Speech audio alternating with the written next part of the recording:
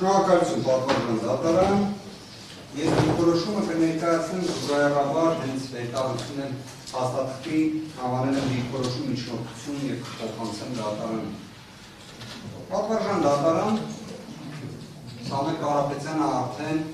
շուրջ 13 ամիս է ինչ կալանավորված է։ Կալանավորված է ինչ քրեական բարույթի շրջանակներում իբրև հաստաբան օրինականության, իրավաչափության տեսանկյունից պատասխան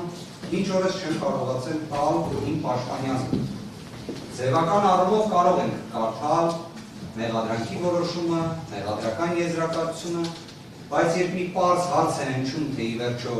ինչու՞մ է մեղադրվում Սամվել Կարապետյանը, ոչ մեր ձևով, ոչ այլ ձևով պատասխան չեմ կարողանում տալ։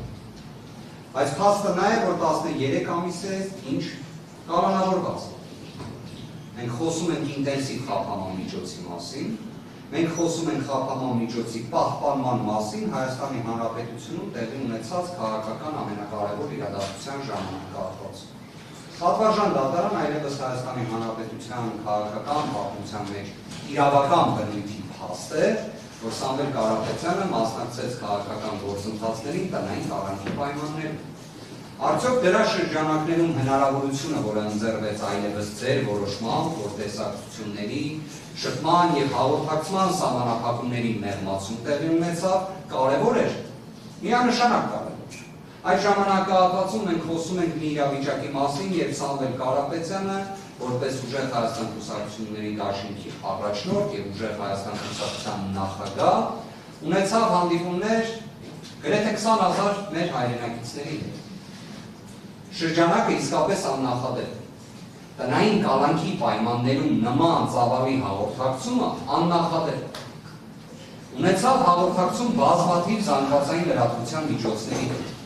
լինի դա ուղիղ եթերի ձևաչափով, լինի դա միջազգային մամուլի հետ հաղորդակցումը և այլն։ Այդ ողջ ժամանակահատվածում մի հարց հնչեցնեմ։ Այս դեռևս մեզ համար չպարզված քրեական բարույթի շրջանակներում ապացուցման ինչ-որ գործընթացի միջամտել Սամվել Կարապետյանը,